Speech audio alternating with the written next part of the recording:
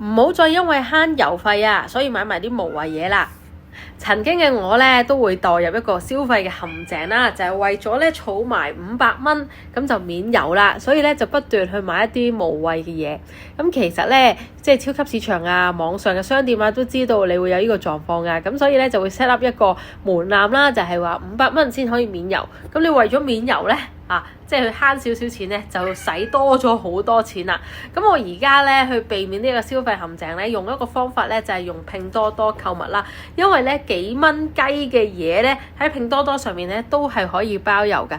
咁我自己咧就係諗好咗我自己需要買啲乜嘢，跟住就上去拼多多撳完，跟住就拜拜咁樣，咁就避免咗一個購物嘅過程。因為購物嘅過程咧就係一個不斷被引誘嘅過程啦。你不斷越去 browse 得耐咧，越係會有機會使咗啲無謂錢啦。因為商家咧係好叻 marketing，將一啲嘢整到好吸引啦，令到你買噶嘛。咁所以咧我自己咧就避免咗呢個引誘，盡量減少喺網上嘅商店流連嘅時間咧，就盡量減少咧去使埋啲無謂錢啦。你有啲咩慳錢妙招咧？快啲加入我哋咧嘅慳錢群組啦！我而家做緊一個111嘅 challenge， 亦即係話每一日咧嘅食飯嘅使費咧，只係花111蚊港幣啫。